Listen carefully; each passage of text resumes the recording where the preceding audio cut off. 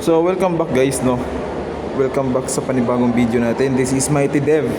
So ngayon, ituturo ko sa inyo kung paano i-set up si MyCoinTab launcher type, no.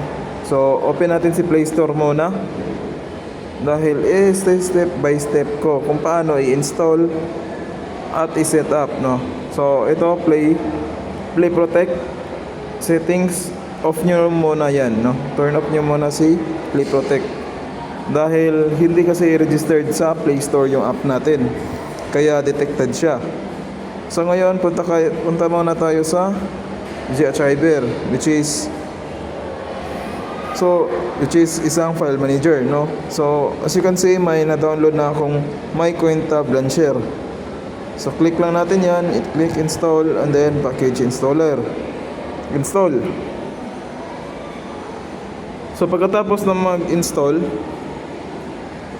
i-open na natin siya, no? So wait lang.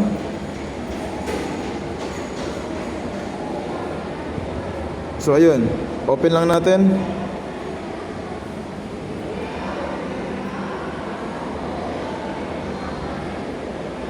Yun. Pagkatapos ay i-home natin. Ay, bakit wala? So follow lang natin tong mga steps dito, no? So display over other apps, allow lang natin yan. So sa accessibility settings, click natin allow downloaded apps. So as you can see, hindi siya pwede, restricted settings.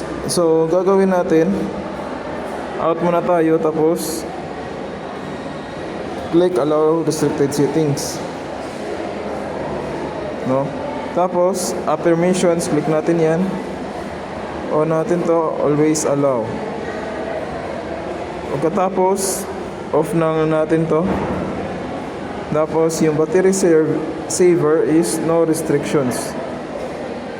So dapat naka-subaybay kayo guys, no? So click ulit natin si MyCoinTab. So balik tayo. So as you can see, click pa rin natin yung allow downloaded apps. Tapos as you can see, pwede na natin maklik. So allow lang natin. 4, 3, 2, and 1. Okay. So sa isang side naman,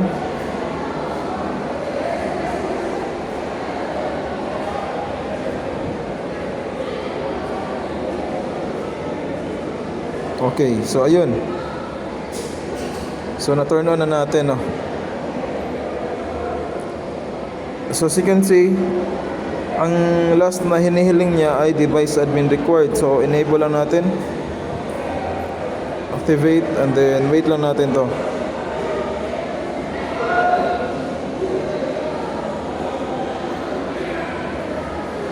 Okay.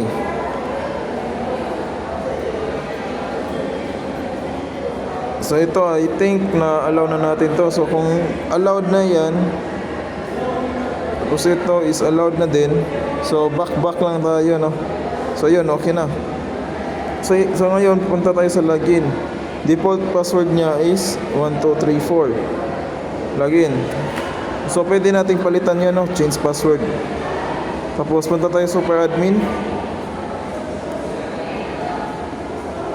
So admin 1234. So dapat palitan nyo to guys, no? Settings. Tapos punta tayo sa license. So itong device ID, ito yung isi-send nyo sa akin.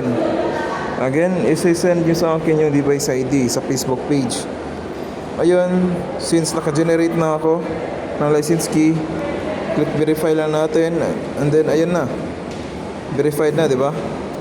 So ngayon, visit tayo sa CoinTab setup. So dito pwede na nating mapalitan yung mga design ng text at pwede nating i-image, gawing image, no? Tapos dito din, pwede din, no? So image natin. Back tayo. Start service. So ayun, diba? So walang music. So Volume muna natin to. So try natin i-plug. Pwede ka nang maglaro. Oh, di ba? Tapos yung design niya is nandito na. Naka mic coin tab. Welcome, you may now play. Tapos pwede tayo mag-add ng apps dyan. 1, 2, 3, 4. Add apps. So ito, pwede natin mag-add ng application dito. So, ayan. Pwede din Chrome, Light, Facebook, Messengers, tapos YouTube. Pwede, di ba? I-search nyo lang para hindi kayo mahirapan maghanap. Ngayon.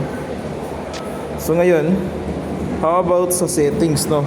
So kung sa settings, as you can see, yung ano ko kasi yung app lock is hindi naka-enable sa settings, no? As you can see, hindi. So para dual security siya, ang gagawin natin is ilalagay natin siya sa restricted apps, pati yung Play Store. Play Store, ayan, i-restrict natin yan. Tapos yung ano pa, settings, no? Settings, restrict natin, save.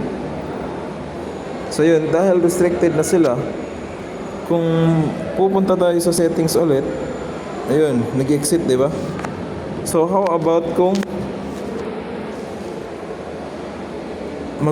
if you view natin yung password ng Wi-Fi, o di ba nag-exit? O di ba nag-exit? So ganun lang guys, no? So ang kulang na lang nito ay gawin natin siyang launcher. Kulang na lang nito ay gawin natin siyang home launcher. Kaso, ang problema sa cellphone na to is wala siyang home launcher dito. So sa inyo, try nyo na lang na ilagay na home, no? Tapos hanapin nyo yung default home, no? Hanapin nyo na lang para ma-select nyo na ang my coin tab ay magiging home. So yun lang. So test ulit natin. Wala ka ng oras. Pwede ka nang maghulog. Pwede ka nang maglaro. Oh, di ba?